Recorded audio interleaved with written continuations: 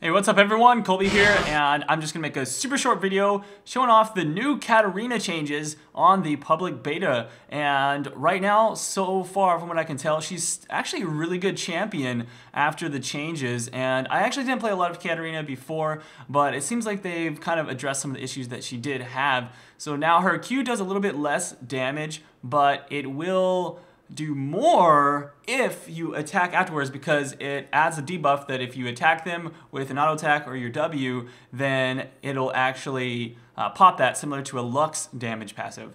And then her new W is no longer a spell that gives an added effect to her other abilities. Instead, it's a really short cooldown AoE ability that gives you move speed when you land it on an enemy champion. This actually now allows her to play as a jungler. Now, I didn't get any jungler footage, but overall, the only difference is instead of maxing Q first, you would max your W if you're going to be jungling on her and get cooldown reduction.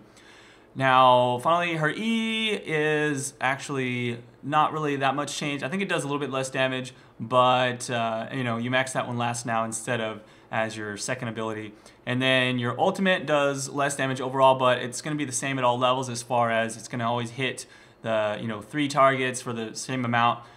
It does start to do a lot of damage later on in the game, especially as you get items.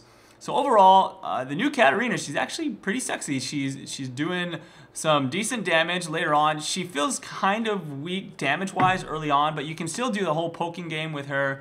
And once you start getting built up, she just starts to wreck. In this particular game here, I was actually really far behind, but after building up just a few items here and there, I was able to get in there and kill people just non-stop and do some work. So let's go ahead and check out a couple of fights here that I have left remaining on my footage, and you guys can see what you think. So this fight starts with us catching a Sona out of position. We take her down. Jarvan comes up on us, and he's extremely powerful right now, so I'm not going to fight him. I'm going to go for the LeBlanc instead, as she does a ton of burst. I'm almost able to kill her, take down her passive, and now Rammus and Rengar are going to chase her down to try and mop it up. I noticed that she will probably jump over the wall, so I'll run this direction, and sure enough, there she goes, and I'm going to just jump right onto her. I do miss my W, but Rengar takes her down, and that's good enough. The Jarvan gets away.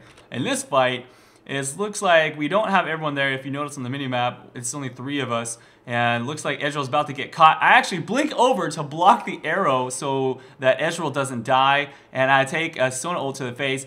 Even through all of that, I'm still able to put out massive amounts of damage, and I grab a double kill.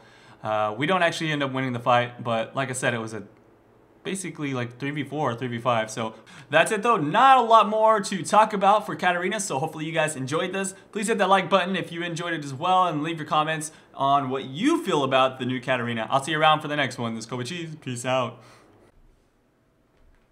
Yo!